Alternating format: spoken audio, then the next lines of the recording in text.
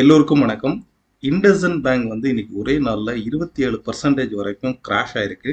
Lower சர்க்கியூட்டை வந்து உடைச்சு market வந்து க்ளோஸ் ஆயிருக்கு, ஃப்ரீஸ் ஆயிருக்குன்னு சொல்லலாம். ஏன்னா ஒரு ஸ்டாக் வந்து ஒரு நாளைக்கு குறிப்பிட்ட அளவுக்கு தான் வந்து ஃபால் ஆகும். அதுக்கு மேலே லோவர் சர்க்கியூட் வந்து ஃப்ரீஸ் பண்ணி வச்சிருவாங்க. அந்த ஸ்டாக்கை வந்து ஸ்டாப் பண்ணி வச்சிருவாங்க. அந்த அளவுக்கு வந்து லோவர் சர்க்கியூட் ஃப்ரீஸ் ஆகி மார்க்கெட் வந்து க்ளோஸ் ஆயிருக்கு. கொரோனாக்கு அப்புறம் ஆஃப்டர் 4 இயர்ஸ் ரைஸ் ஆனத இந்த ஸ்டாக் ப்ரைஸ் வந்து ஆல்மோஸ்ட் 70% இது வரைக்கும் வந்து ஃபால் ஆகிருக்கு. இன்றைக்கி ஒரே நாளில் 27% வரைக்கும் ஃபால் ஆகிருக்கு. இதுக்கு முக்கியமான காரணம் வந்து இப்போ ரீசண்டாக வந்த செப்டம்பர் அக்டோபர் மந்தோடைய அந்த அக்கௌண்டிங் ஸ்டேட்மெண்ட்டில் வந்து 1577 கோடி ரூபாய் வந்து இன்டர்னல் எரர் அப்படிங்கிறத போஸ்ட் பண்ணி பேங்க் வந்து அனௌன்ஸ் பண்ணியிருக்காங்க. ஸோ இதனால் மார்க்கெட் வந்து ஃபால் ஆகிருக்கு. இந்த பேங்க் எப்போதுமே வந்து ஒரு கம்பெனியாக இருக்கட்டும், ஸ்டாக்காக இருக்கட்டும், அதனோட ஒரு பிஸ்னஸாக இருக்கட்டும், அதனுடைய ட்ரஸ்ட்டு தான் முக்கியம். ஸோ அவங்க வந்து இந்த மாதிரி வந்து ஒரு இன்டர்னல் எரர்னால 1577 கோடி ரூபா போச்சு அப்படின்றத எந்த ஒரு இன்வெஸ்டரும் ஏற்றுக்க மாட்டாங்க. கண்டினியூஸாக செல் ஆஃப் நடந்துட்டுருக்கு. இதை வந்து கிட்டத்தட்ட 15,000 கோடி ரூபாய் அதனுடைய வேல்யூ வந்து இன்றைக்கி ஒரே நாளில் லாஸ் ஆகிருக்கு. ஸோ ஃபர்தராக நிஃப்டி, பேங்க் நிஃப்டி அண்ட் எந்தெந்த செக்டார் வந்து பாசிட்டிவாக இருக்குது, நெகட்டிவாக இருக்குது அப்படிங்கிறத இந்த வீடியோவில் பார்க்கலாம். Let's we see.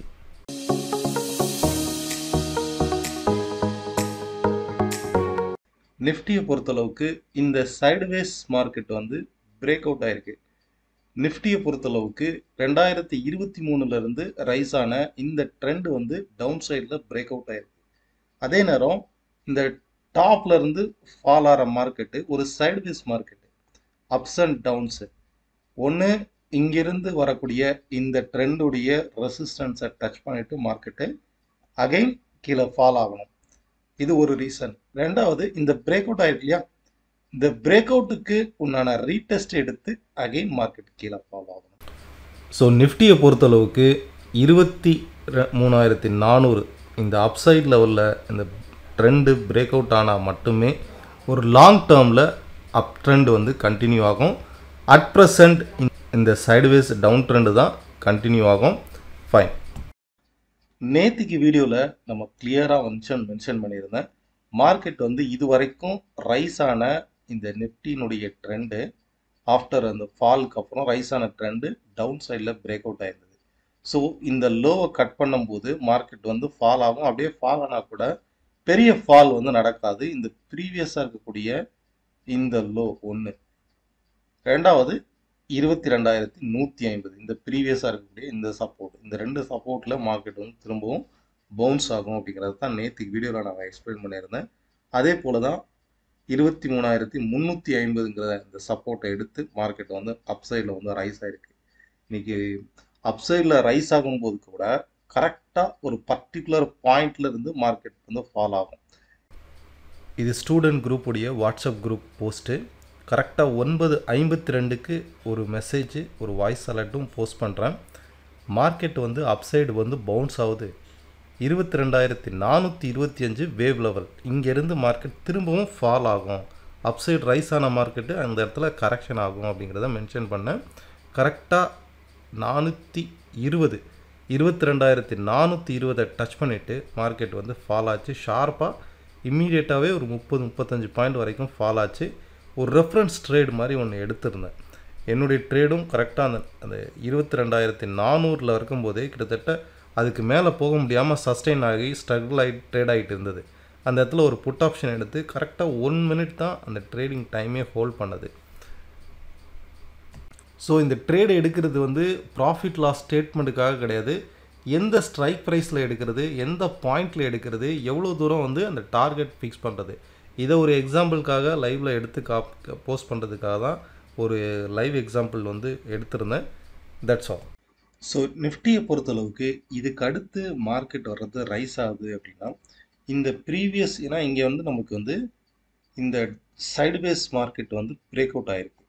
அப்போது இதுக்கு அடுத்து மார்க்கெட் வந்து இந்த ப்ரீவியஸ் ஹையை ரைஸ் ஆகும்போது மட்டும்தான், 22,620 இதை ரைஸ் ஆகும்போது, இதை உடச்சி மேலே போகும்போது மட்டுமே ஃபர்தராக இந்த ட்ரெண்ட் வந்து அப் சைடு கன்ஃபார்ம் ஆகும். சேம் நம்ம வந்து பேங்க் நிஃப்டியும் பார்க்கணும். பேங்க் நிஃப்டி இன்னைக்கு வந்து இது வரைக்கும் ரைஸ் ஆனதில் டவுன் சைடில் பிரேக் அவுட் ஆயிருக்கு. இந்த ட்ரெண்டும் பிரேக் அவுட் ஆன ட்ரெண்டும் மார்க்கெட் வந்து கீழே ஃபால் ஆயிருக்கு பாருங்க. இது வரைக்கும் டவுன் ட்ரெண்டாக இருந்தது, இந்த இடத்துல பிரேக் அவுட் ஆயிருந்ததா, பிரேக் அவுட் ஆகிட்டு கண்டினியூஸாக இந்த பிரேக் அவுட்டுக்கு மேலே சஸ்டைன் ஆச்சு. இன்னைக்கு ஒரே நாளில் கம்ப்ளீட்டாக டவுன்ஃபால். இந்த ப்ரீவியஸ் லோவும் பிரேக் அவுட் ஆகிருக்கு, இந்த ட்ரெண்ட் வந்து பிரேக் அவுட்டும் ஃபெயிலியர். ஸோ பேங்கிங் இண்டஸ்ட்ரியில் ஒரு நெகட்டிவ் ஸ்கெனாரியோ, ஒரு நெகட்டிவ் செல்லிங் ப்ரெஷர் வந்து கிரியேட் ஆயிருக்கு. ஏன்னா டபுள் சைடு இந்த பிரேக் அவுட் வந்து வேலிட் இல்லாமல் ஆயிருக்கு. ஸோ பேங்கிங்கை பொறுத்தளவுக்கு இந்த செல்லிங் வந்து ஃபர்தராக கண்டினியூ ஆகிறதுக்கு பாசிபிலிட்டி. குறிப்பாக ப்ரைவேட் பேங்க்ஸ் வந்து ஹியூஜ் அண்டர் தி செல்லிங் ப்ரெஷரில் தான் ஸ்டில்னும் வந்து இருக்குது. ஃபைன். இதே போல் சென்செக்ஸ் எடுத்துக்கிட்டிங்கனாலும் நேத்திக்கு வந்து நம்ம பார்த்தோம், சென்செக்ஸ் வந்து கிளியராக சப்போர்ட்டில் இருந்தது, பட் இன்னைக்கு வந்து பிரேக் அவுட் ஆயிருந்தது. ஓகே, சென்செக்ஸும் இந்த சைட்வேஸ் மார்க்கெட் வந்து பிரேக் அவுட் ஆகி ஒரு ரீடெஸ்டிங் பொசிஷனில் தான் இருக்குது. அப்போ இதுவுமே வந்து உங்களுக்கு ப்ரீவியஸ் ஹையை, இந்த ப்ரீவியஸ் ஹைக்கு மேலே ரைஸ் ஆகும்போது மட்டுமே பாசிட்டிவாக வந்து எடுத்துக்கலாம். 74,729 ஆர் 30 இந்த ஜோனுக்கு மேலே ரைஸ் ஆகும்போது மட்டுமே சென்செக்ஸை பொறுத்தளவுக்கும் அப்சைடு வந்து ரைஸ் ஆகும். ஒரு சப்ஸ்கிரைபர் வந்து கோல்டை பற்றி கேட்டிருந்தீங்க. கோல்டை பொறுத்தளவுக்கு அதனுடைய செகண்ட் லெவலுங்கிறது வந்து 86,400. நான் ஆல்ரெடி மென்ஷன் பண்ணியிருக்கிறேன். கோல்டு வந்து கிட்டத்தட்ட 79,000 78,000 இருக்கும்போது இந்த வருஷம் கோல்டு வந்து 85,000 வரைக்கும் ரைஸ் ஆகும்னு சொல்லியிருந்தேன். கிட்டத்தட்ட 10,000 பாயிண்ட் வரைக்கும் கோல்டு வந்து ரைஸ் ஆயிருக்கு. இப்போ பர்டிகுலராக 86,400ங்கிறது ஒரு குரூஷியலான லெவல். ஸோ வெயிட் பண்ணுங்க. இதனுடைய ஃபார்மேஷனும் வந்து பார்த்தீங்கன்னா எப்படி ஃபார்ம் ஆகுது பாருங்க. இந்த இடத்துல வந்து ஒரு ஹெட் அண்ட் ஷோல்டர் மாதிரி ஃபார்ம் ஆகுதா, லைக் இந்த மாதிரி ஃபார்ம் ஆகுதா. ஸோ இந்த லெவல் வந்து பிரேக் அவுட் ஆகும்போது 86,400 வந்து பிரேக் பண்ணி ஒரு வீக்லி கேண்டிலோ அட்லீஸ்ட் ஒரு டே கேண்டிலோ க்ளோஸ் ஆச்சு அப்படின்னா ஃபர்தராக ஒரு நியூ ரேலி வந்து இருக்கும். இப்போ ரைட்னோ வந்து மார்க்கெட் ஒரு சஸ்டெயின் ஆகிட்டு இருக்கு, ஒரு கன்சால்டேஷன் ஜோனில் தான் இருக்குது, ஒரு ப்ராஃபிட் புக்கிங் ஜோனில் தான் ட்ரேட் ஆகிட்டு இருக்கு. நெக்ஸ்ட்டு க்ரூட் ஆயில் வந்து பார்க்கலாம். க்ரூட் ஆயிலை பொறுத்தளவுக்கு இது வரைக்கும் இந்த பொசிஷனல் சைட்வேஸ் மார்க்கெட் வந்து ரைட்னோ சப்போர்ட்டிவ் ரீஜனில் தான் ட்ரேட் ஆகுது. இந்த மாதிரி சி பாயிண்டில் வந்து சப்போர்ட்டிவ் ரீஜனில் ட்ரேட் ஆச்சுனாலே மார்க்கெட் எப்போ வேணாலும் பவுன்ஸ் பேக் வந்து ஆகலாம். இதை பொறுத்தளவுக்கு க்ரூட் ஆயிலை பொறுத்தளவுக்கு இந்த இடத்துல வந்து டபுள் பாட்டம் ஜோன்லையும் ட்ரேட் ஆகுது. இதை பாருங்கள், இந்த ப்ரீவியஸ் பாட்டம் இருக்கா, இந்த பாட்டமுக்கு ஈக்குவலாக ட்ரேட் ஆகும்போதும் இது பவுன்ஸ் பேக் ஆகும். அப்போ க்ரூட் ஆயிலை பொறுத்தளவுக்கு பொசிஷனலாக சப்போர்ட்டிவ் ரீஜனில் ட்ரேட் ஆகுது. 5,675க்கு பிலோவில் அட்லீஸ்ட் ஒரு டே கேண்டிலாவது பிரேக் அவுட் ஆனால், டவுன் சைடு பிரேக் அவுட் ஆனால் மட்டுமே இந்த ட்ரெண்டும் பிரேக் அவுட் ஆகும்.